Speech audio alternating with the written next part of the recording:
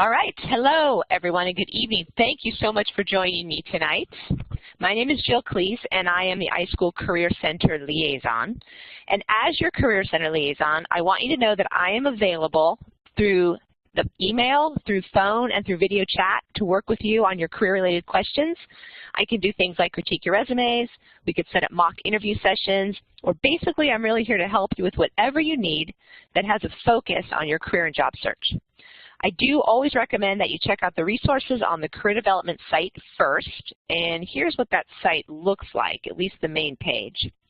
And if you can't find what you're looking for there, then by all means, feel free to contact me. So how many of you who are on tonight have visited this site or are familiar at least with this section of the website and seen this page? How about just a show of hands or smiley faces? So just a couple people. All right, we've got 3. Good. Good, we've got 4. All right, so just a few people. So I'm glad that I pointed this out. This is right on the iSchool's the iSchool's homepage. You can see the tabs right across the top. Career development is one of those prominent tabs. So do take some time at some point and just check out the resources that are there and just familiarize yourself with that process. All right, so moving on. Here's what we're going to do tonight. Tonight we're going to talk about marketing yourself for the LIS job search. And in terms of how do you represent yourself to the world? So the first session that I did last month was how do you represent yourself to the world online? We talked about social media and we talked about LinkedIn. Tonight we're going to talk about how do you represent yourself to the world on paper. So in that process we're going to talk about filling out job applications, supplemental questionnaires, talk about your resume a bit, and talk about cover letters. And then the third session, which will be next month, we'll talk about how do you represent yourself to the world in the interview. So just again, by a raise of hands, how many of you attended the session last month in talking about social media and LinkedIn? All right, so again, just a few people. So if you do want to check that out, that is available on the career site. Let me go back here, actually, the career development site. Right over here in the green box where you see it says career webcasts and e-newsletters. In that section right there is where all the recordings to the workshops that I do are available. So you could go back and you could review that session 1, or you could even go back and even review the session that we're doing tonight. So I want to point that out so that you know that that is there and that's available for folks. So we are recording this workshop, as you know, and do feel free to ask me lots of questions. You can type them in the chat box, and feel free to type them in there at any time. I really like to get your questions. I think it keeps our workshop interactive, and it helps me identify what it is you really want to know. So feel free to type them in there as we go through.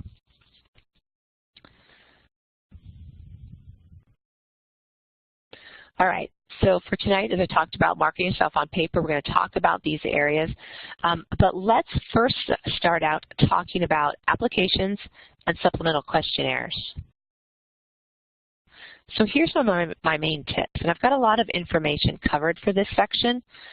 So you might have your questions. So again, feel free to type them in. But my top 10, or my top tips, I should say, for filling out applications and your supplemental questionnaires. This comes from, let me give you a little bit of background here too, so how I came up with a lot of these tips. I was talking with some folks in the San Jose Public Library. They had 7 positions open at one point, and for those 7 positions, they had 350 applicants. That's a lot of people, right? But here's what you need to know. Half of those 350 applicants did not even make it through the initial screening process. And this is why. These top tips I have on here for you are exactly why half were cut out right from the beginning and didn't even make it through the screening process. So number 1, when you're looking at job descriptions and you're identifying if you should apply for the position or not, you must have the minimum qualifications to make it through that screening process. So you need to really look carefully at the job description. And if it's saying that you must have an MLIS and you haven't graduated yet, or you're not that close to graduating, don't apply for it. Or if you're close to graduating, then you might want to contact the library, contact an HR person with that library, and ask them if it's okay for you to apply for it now. Will your application be considered because you're going to be graduating, say, in 2 months? So that is a really important question. Now I'm going to ask all of you a question, and I want to get your feedback on this. Think about, if you're right now working in the library, and there's a position that comes up in that library, just because you work in that library where you're now going to apply for that job, are you guaranteed an interview? Yes or no? What do you guys think? Type it in the chat box for me. Yes, no, you are absolutely correct. The answer is no, because you still must meet the minimum qualifications.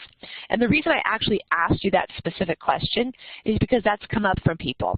People who thought because they worked in the library, so that the folks in the library already know them, the position comes up, they felt that they should have been guaranteed an interview. But you're not. If you don't meet the minimum qualifications, you're not going to get that interview.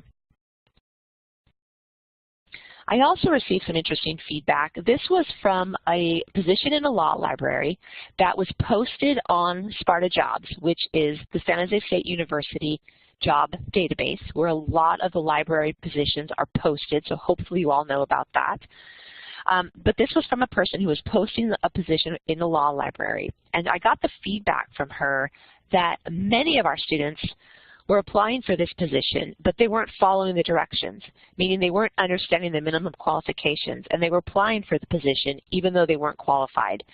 And the reason she felt really compelled to let me know that is because it was a very large number of students.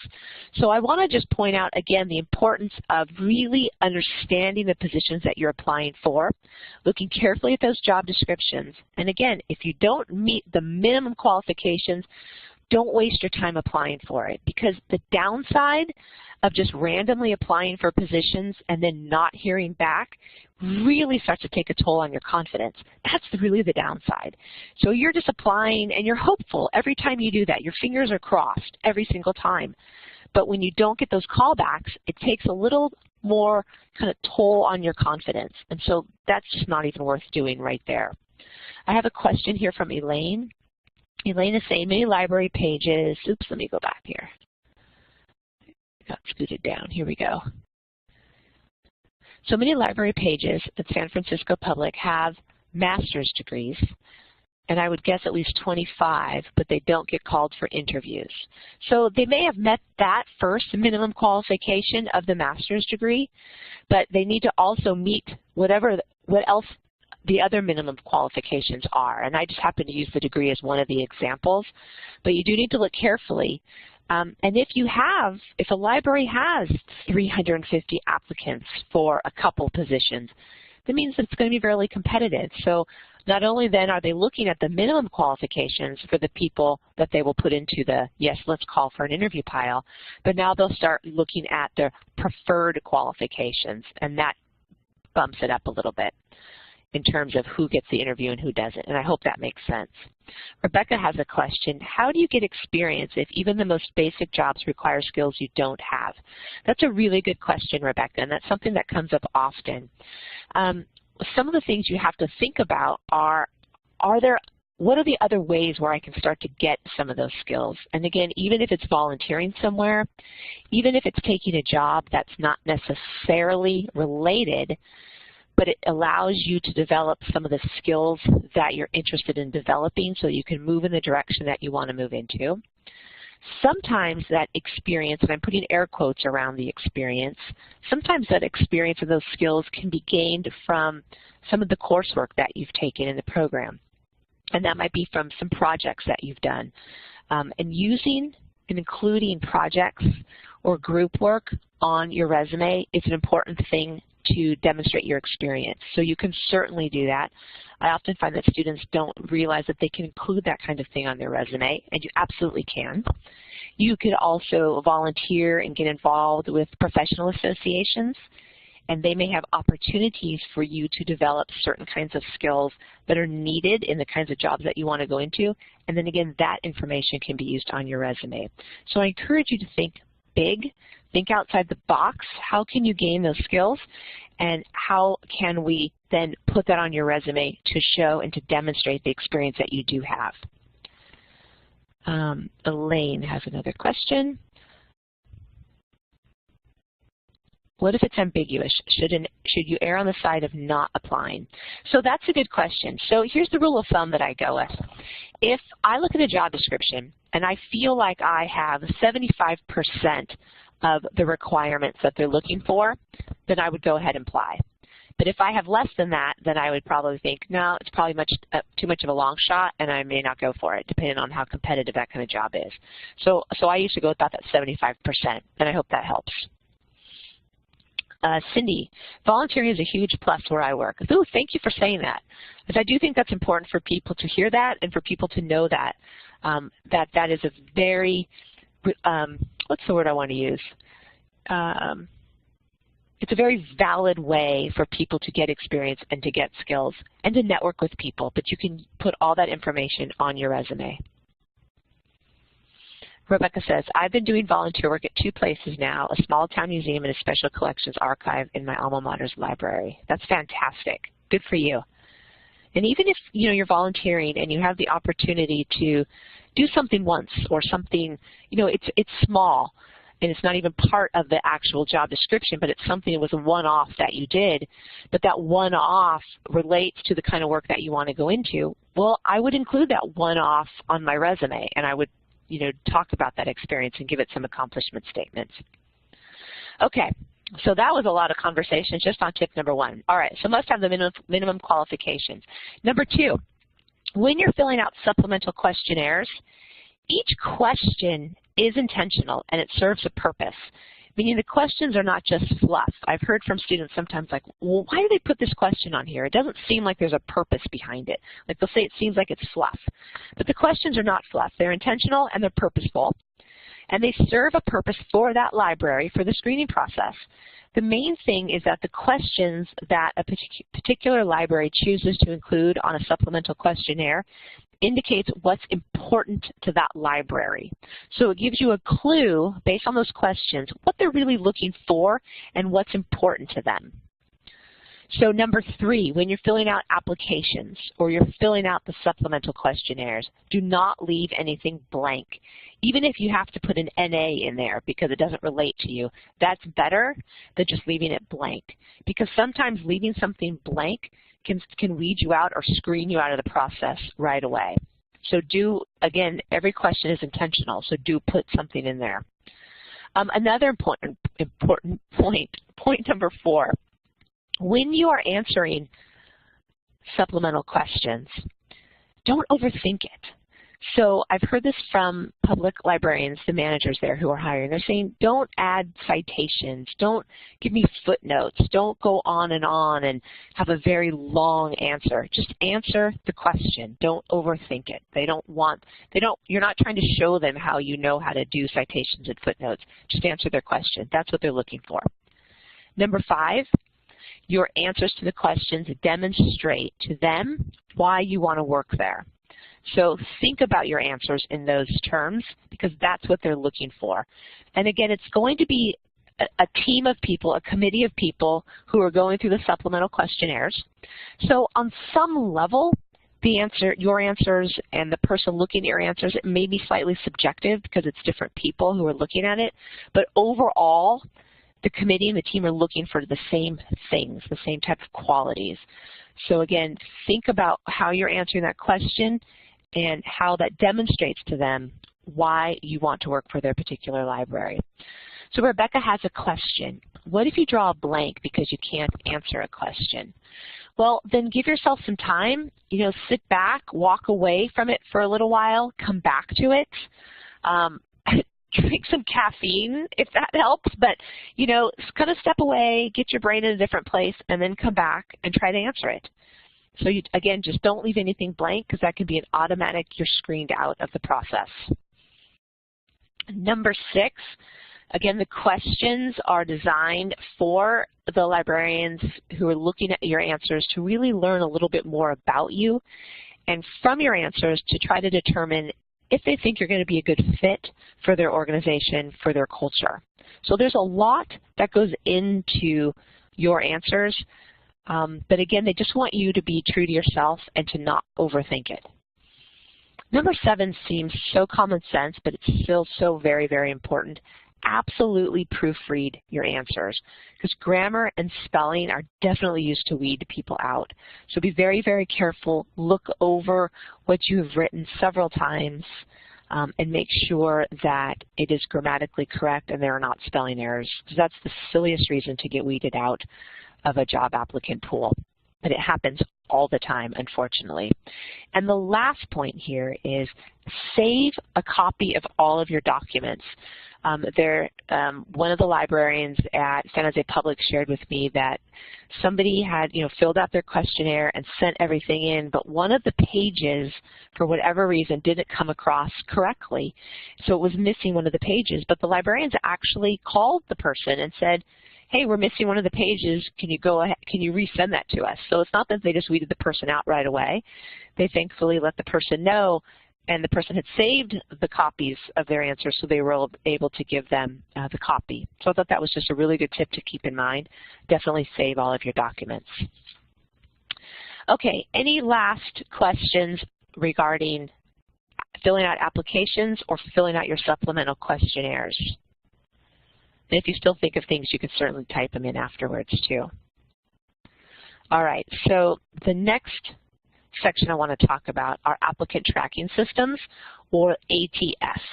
So applicant tracking systems are those systems when you apply online and your resume goes directly into a database or the applicant tracking system. And the ATS kind of reads, and I'm using air quotes again, reads your resume, and it's looking for certain words, keywords, key skills. And those keywords and key skills are determined by HR or by the hiring manager. But here's some things that you want to look out for. So the goal for you submitting online is for your resume to basically be a match. And you do that by using the same keywords and verbiage that you find in the job description. And that's what I call tailoring. So if you work with me on your resume, I use the word a lot. You're going to tailor your resume to the jobs that you're applying for. And really what that does mean is it means looking carefully at the job description and identifying the verbiage that they're using and changing it up on your resume. You can change out words to be a match. You can use the same language that's on a job description. That's a fine thing to do, but that's kind of your goal in getting past the applicant tracking systems. And again, that kind of goes back to meeting those minimum qualifications. So for example, if a position you're applying for, a minimum qualification is having your MLIS, but yours is not finished yet, it's not completed yet, and you apply for the job, the system can pick that up and you could be weeded out right off the bat, meaning your information will never even get in front of the hiring manager because you've been weeded out. So you do need to check those things very carefully. Number 2, so I just said that. The system's designed to screen out those who don't meet the minimum qualifications. But the piece I wanted to add to that is your documents, your resume, could be a supplemental questionnaire. The documents are actually automatically scored through the ATS before the hiring manager even gets to look at a resume, meaning the applicant tracking system can rank the top 10 to 20% of candidates, and those are the ones that will go over to the HR person or to a recruiter. Now, it doesn't mean that every organization or every public library or academic library uses one of these systems, but I wanted you to know about them and basically how they work. It's just an important thing to know about. And when you're applying online, if you notice there's a qualifying question, so that means you go to a particular company's website and you're going to submit or apply for a job online, and you maybe upload your resume or you cut and paste it on there, then there might be a question that pops up that you need to ask. So you answer the question, and again, I'm just going to go back to an easy example. Say the question is, do you currently have a Master's of Library and Information Science? Based on your answer right there, you can either be weeded in or weeded out right there based on your answer. So if you get an automatic rejection message that pops up right away, that's a good sign for you that you didn't pass that auto screen. So you actually do have the option, depending on what the question is, to go back in, resubmit, And if you're still being truthful enough, you could change your answer. I'm certainly not suggesting that you go in and lie to make it past the system, but I'm just I want you to let you know how the system actually works. That you might go in, answer your question, and then it goes, okay, thank you, but you don't meet our minimum qualifications, or something like that, and you know already you were weeded out. Questions about applicant tracking systems, ATS systems for anybody? All right, if you guys think of something, please do type it in and let me know. All right, so let's talk a little bit about resumes. Looks like Elaine's typing a question in, so I'll see when that pops up too. But I will continue on. I see a lot of resumes. And generally, these are some of the things that I see. So I just wanted to point out kind of at a high level some of the things that I'm seeing with student resumes. The first thing I notice a lot is there's poor formatting. And from poor formatting, that really means not using the white space on the page effectively. You want your resume overall to be visually appealing. You want it to look contemporary. You want it to be very easy to read. You want it to have a nice flow of information. So I think I've got an example on here. Well, this looks kind of squished because it's on the slide, but just as an example, you can see how the page is used. There is enough white space, but not a lot, but there's enough that it's still easy to see things. Things are written in such a way that it has a nice flow and it's easy to find things. So think about formatting. It's very, very important to have on the resume. Another thing that I see is that resumes are too general. And what that means is that they're not really tailored towards any particular job and they lack focus. So you want to put in enough information so that the reader gets a really solid idea of what it is you've done, so they can determine if you can do what they need you to do in the future. So for me, being too general is 3 or 4 word statements, shelved books, took customer inquiries or answered customer inquiries. Those kinds of things are far too brief. You've got to tell more. You've got to get some more skill words in there and what am I trying to say here? Words that really describe what it is that you can do. And you know what those words are by looking at job descriptions and, again, identifying the verbiage and bringing those into your resume. So another thing that I see is people making assumptions, meaning they won't go into a lot of detail on the resume because they will make the assumption that the reader or the employer or the HR person, well, they must know that I have done this and this because I was a library page. But nobody's going to make assumptions when they're going through the screening process on your resume. Again, you have to be very specific and you have to say what it is you need to say, not figure out or guess that somebody's going to know what you did, because they will never take the time to do that. So don't make assumptions, just be very clear about what you want to say. Another thing that I see, again, is that the content of the resume is not tailored to support the objective. So the objective, again, is the job that you're applying for, and you want to make sure that everything in your resume has purpose, that everything you've chosen to include on your resume adds value towards the type of job that you're going for. And again, you do that by how you write your statements and the words that you use in your statements. So overall, I think that your experience on your resume, it should tell a story. It should tell a story in terms of the progression of your experience and your skills as you have developed them in the different types of jobs that you've had. Another thing that I see is there is too much non-relevant information on a resume. So most people who come into the program have had a career before they chose to come to library school. And it's important to include the work that you've done in the past because there's some really solid skills in there that can transfer over into the LIS environment. So what you don't want to do is fill your resume with a lot of statements that relate specifically to what you had done in your job in the past.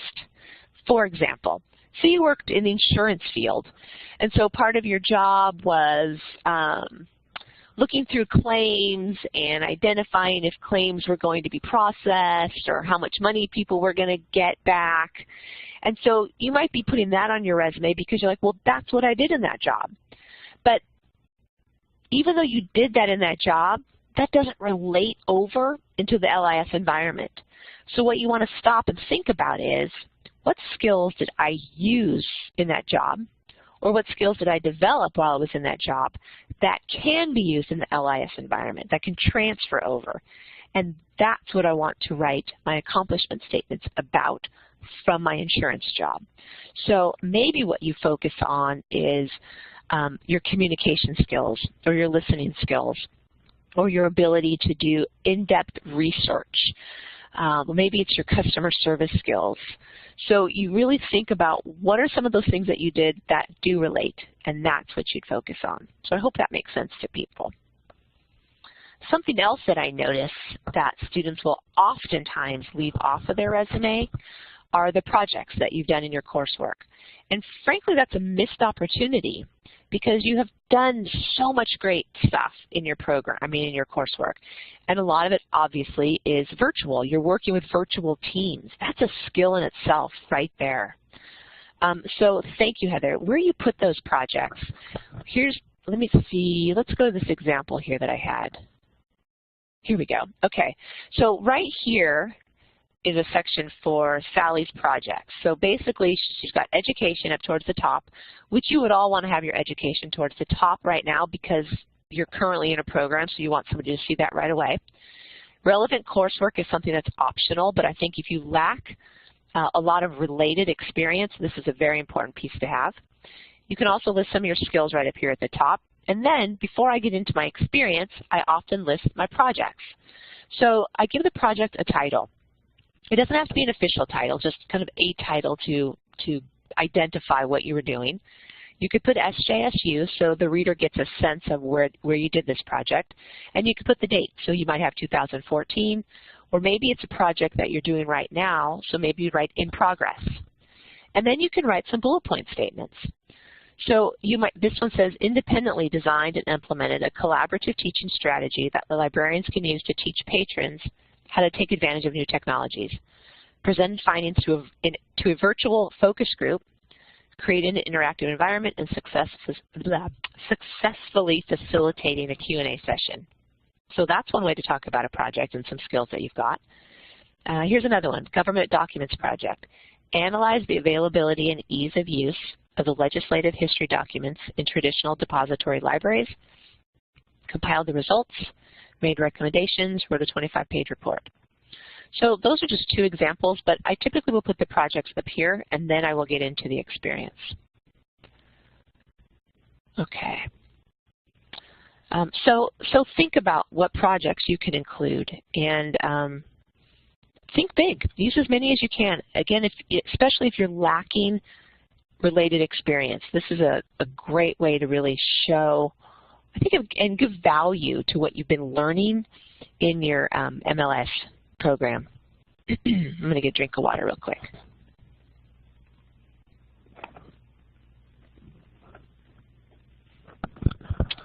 So Jordan has a question. Is it likely an employer would want to see a copy of the course projects? No, it's really not likely. What they most likely would do would be ask you some questions about it. Oh, so I see, Jordan, on your resume that you worked on a virtual team putting together or how about planning an event for students at a conference. So tell me a little bit more about how you were able to coordinate a team virtually if you weren't there with people, directly in person. How were you able to coordinate that? So they're going to ask you some questions, perhaps, based on what they're seeing on your resume, but rarely would they ask you for the actual course project. I haven't even heard of anybody saying that, but they will ask you questions. So you want to remember the project and be able to talk about it for sure.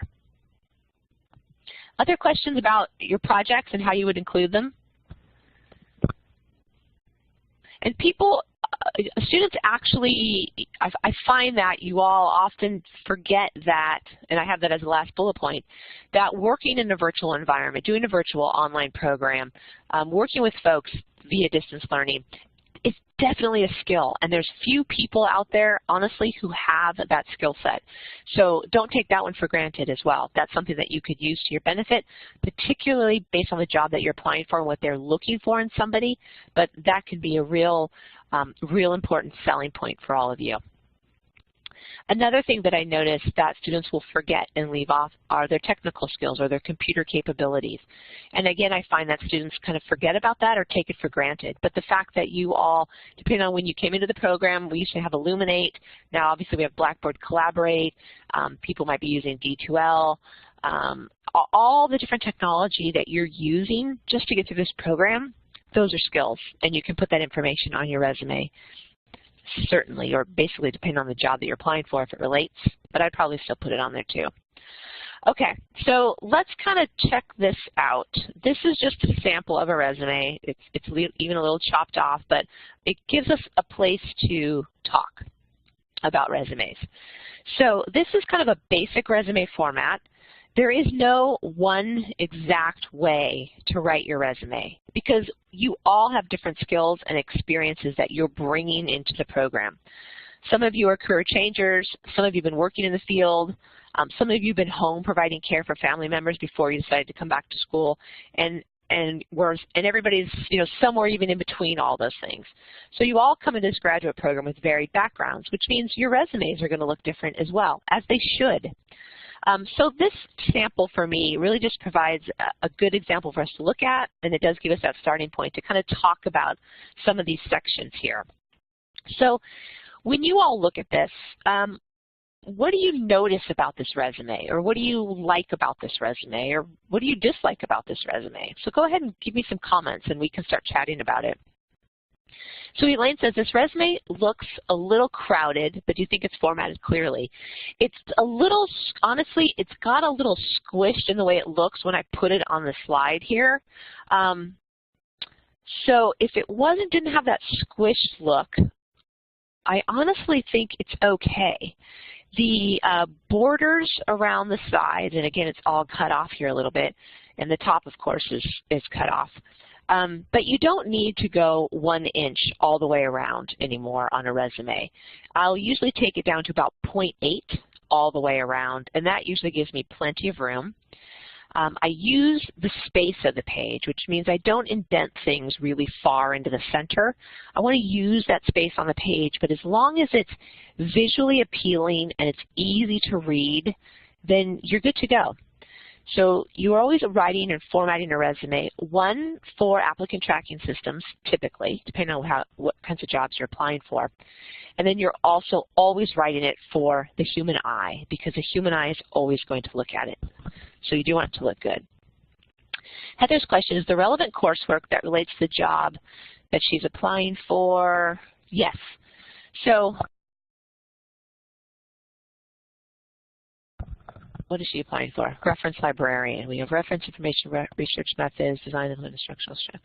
Yeah, so for me, when it says relevant coursework, it's relevant towards the job that you're applying for. Or if it says related coursework, it's related towards the job that you're applying for, which means you wouldn't list every single course that you've taken. But I'll tell people, think about the courses you've taken that you would want an employer to know that you have foundational knowledge in. And that can help you determine which courses to put on there. Okay, let's see what else. A couple just basic things about formatting. So we talked about the margins on the side. For font size, the smallest that you'd want to go is 10. The largest that you'd want to go is 12. So don't go any larger than 12. No need to make your name, 20 size font. Just bring it all down. Keep it all in that same same flow. You want to pick nice, clear font styles, something like Times New Roman, Calibri, Verdana, Arial. Those work really well. So things that have nice, clean lines. Definitely use some bolding, because when things are bolded, that's where your eye goes to it. So the bolding just helps certain things stand out. Bullet points are fantastic for your statements versus a paragraph form. Again, you want it to be easy to read. employers give you maybe 6 to 10 seconds when they're looking over a resume, so you want things to stand out and pop out and be very easy for them to find it. So let me see if there's some other sections I want to talk about here. Objectives are optional. I kind of leave it up to you, but if you choose to use one, you want it to be very specific. Like this is very specific, seeking a reference librarian position in a public library. Or maybe it would be seeking the reference librarian position at the San Jose Public Library if you're applying for a specific job. Heather has another question. I usually put related experience and then other experience. Is that acceptable? Also, do resumes need to be limited to one page? Great questions, Heather. So the first part about how you have related experience and then other experience, I think that's fabulous. I love to do that myself. So I do recommend having it divided. Again, that doesn't work for everybody's resume, but if it works for your resume out there, I like it separated that way. That way you're bringing focus to all of the experience that you have that relates to the job that you're going into. Usually that's going to be kind of the top half of the resume or that first page. And then we'd have the bottom half or a second page is kind of the other stuff that's good for someone to know. So that goes into Heather's question about does it need to be limited to one page? It does not need to be limited to one page. The answer really is if you have enough good, solid information that is relevant information to go to 2 pages, fantastic, go for it. But if you have 1 page and you've got just a little bit on the second page, then I would try to play with it to get it on 1 page, but it's not a hard and fast rule, mainly because so much stuff is online now that it's not that we're having all these paper copies of things. So it's fine if you have a 2-page resume. Okay, let's see. What else do I want to tell you about this resume? So we have coursework with skills.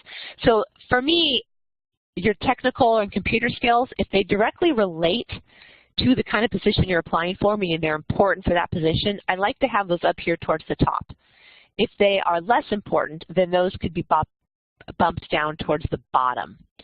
And then again, we talked about projects, the positioning of projects. Now here would be another thing. If you're looking at this example, if Sally's related experience was more important than her projects, then I might flip it around and I might have the related experience first, then I would go into projects, then maybe I'd have additional information with some, other random jobs on there. So again, no hard and fast rule. Kind of play with it to see which format does the best job of representing what you have to offer to an employer. Okay, so I'm going to move on. If you have some other questions, certainly ask me, but I'm going to move on to show you a job description. And the reason that I want to point this out is because I do talk a lot about tailoring your resumes to a job description. Well, I think part of that is how do you read a job description? What are you actually looking for? So this is a real job description, and what's in red is where I went through and I looked for themes. I looked for certain words that kind of kept popping up over and over, which tells me those are important areas to the hiring manager or the HR person for this job. These are the themes that I'm seeing throughout this job description, and that's what's popping out. So that tells me then that those are some key words. Those are some areas that I would definitely want to focus on my resume and that I want to make sure I've identified, for example, that I am creative, that I am tech savvy, that I can work in an online environment, that I'm collaborative and I can work part of a team, that I have good communication skills and interpersonal skills. So if you look through this, you definitely see the theme and the key words. And that gives you a very good idea of what you want to focus on.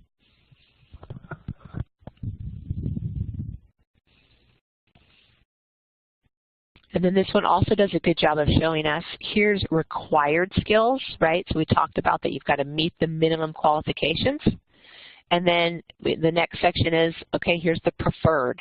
So it goes back to the question I had early on about if you've met all the required skills but you're still not getting an interview, well, that's because there may be plenty of people who are applying for that job. So now the employer has bumped into the preferred skills. So now I can take it one step higher and I can look for the people who have these additional skills. So hopefully that makes sense. Jenny has a question. How much of this should be reflected in your resume or cover letter? So that's a good question, Jenny. And I have a couple cover letter examples in here too. The cover letter, you really only need to include the cover letter if they ask for it as part of the application process. If they say just submit a resume, then by all means just submit a resume, and you're not doing yourself a disservice. You're just following the instructions. If it does say include a cover letter and resume, then of course you want to do both. So for the resume, I am absolutely including as much of these skills, these keywords, as I can that are true to me, right? I want to include those. On the cover letter, let's jump to the cover letter actually. Okay, let's cover letter quick tips, but do I have a sample on here? Let's go to this one. Okay, so cover letter. This is kind of basically a format that you want to think about for a cover letter. Think of it in 3 paragraphs or 3 sections. The first one is, we're calling it your statement of intent. That's basically where I'm saying, I was excited to hear of the position for a reference librarian at the San Francisco Public Library. I'm currently a student at San Jose State University iSchool, and we graduate in December of 2014. Something like that, right? That's just my opener. But the second paragraph, the summary of qualifications, that's where you're really going to connect what you have that they're looking for. So if we go back to this job description, in the cover letter, I might say, and this is just coming off the top of my head, so let me see what I can come up with, but I might say something like, I might even use some of those words. I'm a creative, tech-savvy professional with over 2 years of experience working, because if you're a new grad, 2 years of experience working in the library setting. I have had the opportunity to complete my master's degree in an online environment where I became very comfortable with using distance learning technology and collaborating with people in a virtual world. I have developed strong communication skills and have had the opportunity to develop an innovative online instructional library guide. And then maybe I go into more about that. I collaborated with a group of 4 to blah, blah, blah, blah, blah. I hope that made sense, but that's where I might pull out some of these key things that relate to the job, but I don't want to repeat what's in my resume, but it's a way for me to sort of summarize the best of what I've done as it relates to that particular job. So I hope that made sense. You have to let me know, Jenny, if that works for you. And then going back to the cover letter, that third paragraph is really good. Okay, the third paragraph is really just the closer. I look forward to talking with you further about how my skills and qualifications can be make a positive impact in your library. Thank you for your time and consideration. And that's it. You wrap it up. So what I had back here were some cover letter quick tips. So definitely following the business letter format. We talked about targeting it. You need to target and tailor it every single time, which means you might have a general cover letter format that you work with, but you've got to tweak it and customize it every single time for each job that's asking for the cover letter. Because if it's just a general one that you send out, just don't even waste your time. Employers are not interested with general ones. You want to address the cover letter to a specific individual. If you do not have a particular individual's name, then your last resort is to use Dear Hiring Manager or Dear Search Committee, something like that. Always talk in terms of what you can contribute to the organization, not how the position or the organization will benefit you. I see that so many times. I am interested in this position because I can learn so much about blank. I would like to develop my skills further. They're not going to hire you because of what you want to gain from the position. They're going to hire you or talk to you in an interview because of what you can bring to them.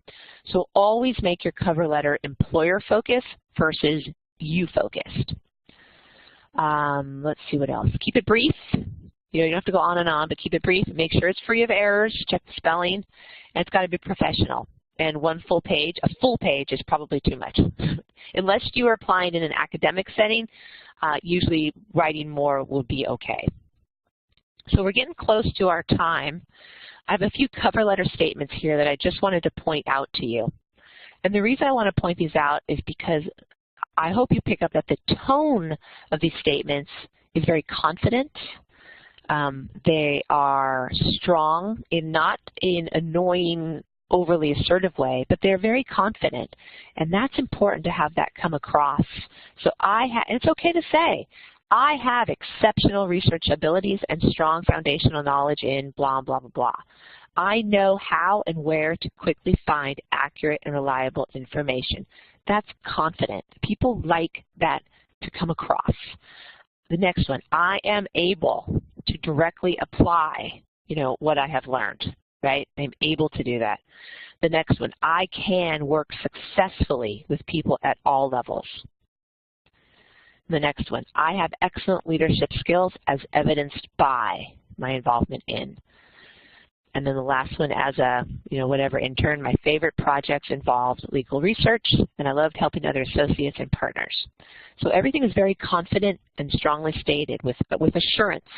So I want you to have your confidence when you write your cover letters, and you write your resumes, and you go into interviews and you talk to people. All right, so that brings us to the end here. We have about 5 more minutes. And I'm wondering if any of you have any last burning questions for me that relates to supplemental questionnaires, applicant tracking systems, filling out applications, writing your resume, or writing your cover letter. So we have a couple people typing some things in.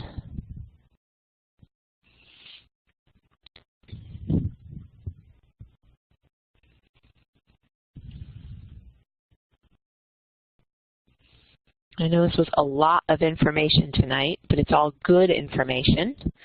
So if you think about it and you come up with some questions later, certainly do email me. My email address is here, and I'll be happy to get back to you. Rebecca has a question. How do you address your online program education on a resume or job application when the space or tabs don't fit? Well, that is a good question. It will fit on your resume. It may not fit on the job application, and that would be okay. I think for me, the resume is more important than the job application. Oftentimes, a hiring manager never sees the application. That's something that stays on the HR side, but they will definitely see your resume. So you can have, San Jose State University, Master's of Library and Information Science, you could say 100% distance learning program, or online program. And where it's important, or when it's important to include that, is when that directly relates to the kind of job that you're applying for. Otherwise, you can just put the talk about your skills working in a virtual environment down in your projects, or maybe in the skills section, if that makes sense. I hope that makes sense. Elaine's question, do these tracking systems track the supplemental questionnaires or the resumes? Typically, those are just tracking the resumes. Human eyes, a human person needs to go through the answers on the supplemental questionnaires to really determine how you've answered the question, and if you've answered it to the way that they would like you to. So it's going to be focused on the resumes, will be the applicant tracking systems. Sorry about the spelling error. No problem. Rebecca, my concern is location. I'm not sure what that means. Do you mean like geographic location? I'm not sure what you mean, Rebecca. I'm sorry. Heather, how do you deal with federal jobs that ask for very specific qualifications that you can definitely demonstrate knowledge in, but perhaps you do not have the skill 100%? Is it okay so that you are qualified in something and feel that you can back that up? Absolutely, yes. So, I mean, for us to have a skill that's 100%, you've had to work at that for a long time. So the fact that, yes, you can demonstrate that you have knowledge and some skill level in a certain area is absolutely worth it and very important. So again, give yourself some confidence for what you do know. And you have to go into situations thinking, well, I'm familiar with this, or I have some basic knowledge of this, and I know that if this became my job, I'm going to learn it, I'm going to become proficient in it. I can develop my skills even further, but I have enough to get myself started. And you have to really think about it that way. How soon can one apply for a librarian job before graduating, or does one have to wait till after? That's a great question. I'd say if you're going to graduate in December, I mean, I would absolutely be applying for jobs, because by the time, one, I think you're pretty close, and if you're questioning whether you're close enough, again, call the HR department or contact the people who are posting a job and find out, hey, I'm going to graduate in December, I'm interested in the job, can I apply for it now? Will I still make it through the process if I have all the other qualifications? And then the other thing is, the hiring processes, depending on where you're applying, whether it's a public library or academic institution, those typically take longer than corporations, typically, can't say always, but so I would go for it, and hopefully the timing really works out. So I guess my question is, my answer is, don't wait until after graduation. You want to get it started.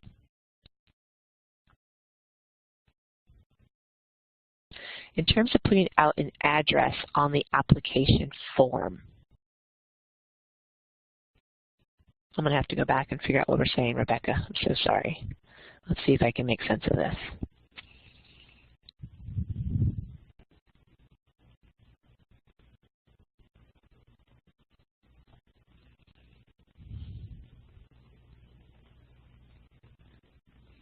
I still don't think I get it.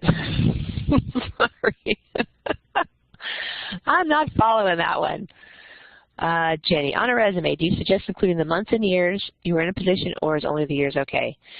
Good question. Either one is fine. I have never heard, I've asked employers this, if it matters to them one way or the other, and I've never, either way seems fine, actually, if you want to include the months or if you just want to include the years. I tend to just go with years. I don't put the months on there. Yeah, so I think either one is fine. Yeah, I'm sorry, Rebecca. I was not following that. And let's see. Jordan, is there a time limit on how long we can access SJSU career resources after we graduate? Yeah, so thanks for asking that, Jordan. Typically, Dr. Hirsch has given new grads a period of time after you graduate, and the period's gotten shorter, so it might be a couple of months after you graduate, for you to activate a Career Center membership. So what that means is the iSchool will pay $25 for you to have a Career Center membership. And with that, then you have access to Sparta jobs, so you can go into Sparta, the job database, and check out jobs. And then you still have access to work with me, send me questions. I can look at resumes and things like that. So you will still have access. And once you have that membership, the membership lasts for a year. And then after that year, if you wanted to pay the $25 and continue that so that you still have access to Sparta jobs, the database, you could certainly do that on your own. Oh, thanks, Karen. So, Rebecca, if the education is online and not located in a geographic location, I was wondering if that was it. So thank you. I get it now, Rebecca. So I wouldn't worry about it. You're going to have your, say you're in Florida, and, we're here at San Jose State. If there's a concern or you're wondering if employers are going to wonder, hey, how did you do that? That's where you'd want to then say that the program for San Jose State was online. So it might say San Jose State University online, maybe, if I'm thinking of if your space was limited to put that in there. But that's how I would just indicate it somewhere. I still wouldn't worry about doing it on the application. I might just do it on the resume, like I said before. I don't think it's an issue on the application. But if we need to talk about that further because I'm still not understanding it, we can do that. All right, you guys, our time is wrapped up, and I don't like to keep you past 6:30, but we did start a little bit late, that's true. But again, I thank you for your patience earlier on. If you do have some questions, please do feel free to contact me. I'm very happy to help. Thank you for joining me tonight. I absolutely appreciate your questions. Thank you. I'm glad it was informative. Always appreciate the interaction. You're very, very welcome. It was my pleasure. All right, have a great evening. Thanks, everyone.